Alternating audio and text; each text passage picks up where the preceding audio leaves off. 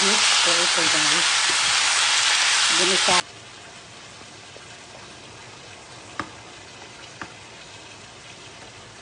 Ito po yung sauce at saka may halong white cream at saka yung tomato. Ito guys, potatoes.